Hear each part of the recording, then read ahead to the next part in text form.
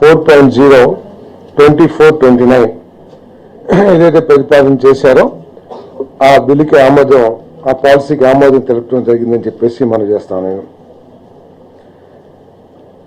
ఈ global competitive centres అనేది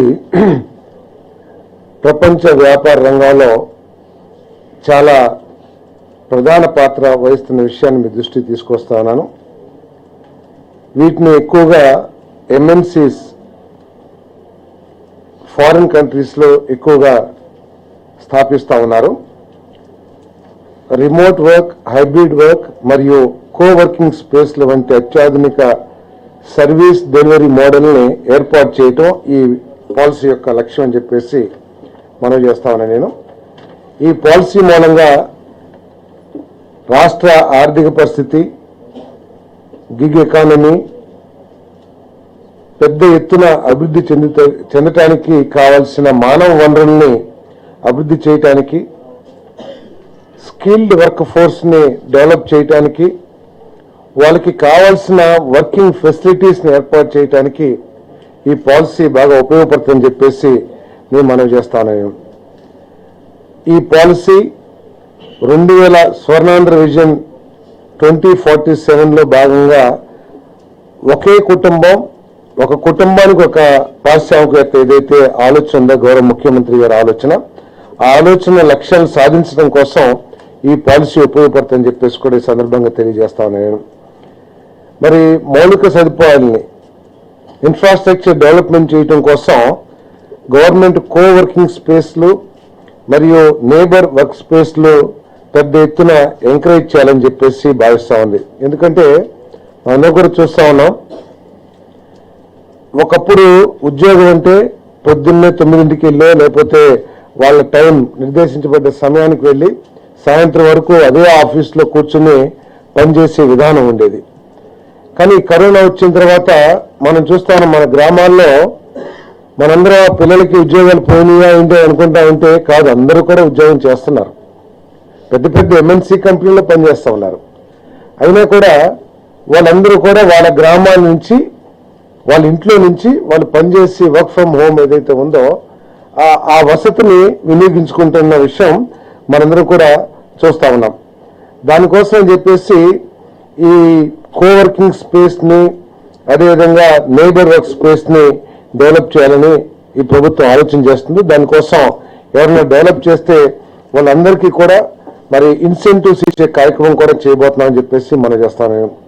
coworking space అంటే కేవలం ఐటీ కంపెనీ పెట్టేసి ఉద్యోగం అయిపోగానే వాళ్ళ ఇంటికి వాళ్ళు వెళ్ళిపోతే అట్లా కాకుండా ఒకే సెంటర్ని ఏర్పాటు చేసి ఐటీ కంపెనీ, అక్కడే షాపింగ్ కాంప్లెక్స్, అక్కడే ఇంకేదన్నా ఎంటర్టైన్మెంట్ సెంటర్స్ కానివ్వండి, ఆ విధంగా ఒక కాంప్లెక్స్ లాగా తయారు చేయటం కోవర్కింగ్ స్పేస్ లో భాగంగా చేస్తాం. అదేవిధంగా నైబర్హుడ్ వర్కింగ్ స్పేస్ ఏదైతే ఉందో ఆ డెవలపర్స్ ఇది మెయిన్గా తిరుపతి, వైజాగ్, విజయవాడ, అమరావతి ఇటువంటి పెద్ద సెంటర్స్లో ఉంటాయి. దీనికి అనుబంధంగా పల్లెటూరులో కూడా లేకపోతే చిన్న చిన్న సెంటర్ మండల హెడ్ క్వార్టర్స్లో కూడా ఈ కోవర్కింగ్ స్పేస్ ఏర్పాటు చేసి అక్కడ ఆ విలేజెస్లో కూడా వాళ్ళందరూ కూడా పనిచేసే ఎన్విరాన్మెంట్ని కల్పించాలనేది ఈ పాలసీ యొక్క లక్ష్యం అని చెప్పేసి మనం చేస్తామని మేడం. దాంట్లో కోవర్కింగ్ స్పేస్ డెవలపర్స్కి అంటే మినిమం 100 సీట్స్ 10,000 స్క్వేర్ ఫీట్ ఉండే స్పేస్ని డెవలప్ చేయాలి. అటువంటి వాళ్ళకి 50% క్యాపెక్స్ కాస్ట్లో సబ్సిడీ ఇవ్వడం జరుగుతుందని చెప్పేసి మనం చేస్తాము. అదేవిధంగా మ్యాక్సిమం 2,000 రూపాయలు పర్ స్క్వేర్ ఫీట్, అంటే సపోజ్ ఒక 1000 స్క్వేర్ ఫీట్ డెవలప్ మినిమం 10,000 చేయాలి. 10,000 స్క్వేర్ ఫీట్ చేస్తే మ్యాక్సిమం 2,000 రూపాయలు పర్ స్క్వేర్ ఫీట్ సబ్సిడీ ఇచ్చే కార్యక్రమం కూడా చేస్తున్నామని చెప్పేసి మనం చేస్తాము.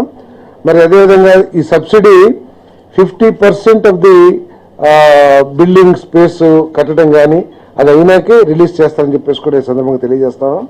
అదేవిధంగా 2,000 రూపీస్ పర్ సీట్, అంటే ఒక 100 మందికి గనక వర్కింగ్ స్పేస్ ఏర్పాటు చేస్తే ఆ 100 మందికి 2,000 రూపీస్ కాదు కానీ 2 lakhs రూపీస్ 6 monthsకి ఇన్సెంటివ్గా ఇచ్చే కార్యక్రమం కూడా చేయబోతుందని చెప్పేసి మనం చేస్తాను.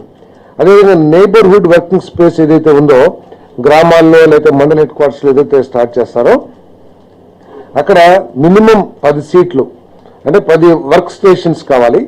Minimum 1000 square feet developed area ఉండాలి. అంటే ఒక చిన్న స్పేస్లో కూడా దాంట్లో 10 మంది పనిచేస్తే ఆ మండల హెడ్ క్వార్టర్స్లో వాళ్ళకి 50% కేపెక్స్ కాస్ట్, అదేవిధంగా 1000 rupees per square feet, 80% subsidy release చేస్తాం. అది 50% వర్క్ అయిపోయిన తర్వాత వాళ్ళకి 1000 రూపీస్ పర్ సీట్. సపోజ్ ఒక 10 సీట్లు పెట్టారనుకోండి, 10,000 రూపాయలు 6 నెలల రూపాయలు 6 నెలలు ఇచ్చే స్కీమ్ ఇన్సెంటివ్స్ ఇస్తామని చెప్పేసి కూడా మీకు మనం చేస్తాం.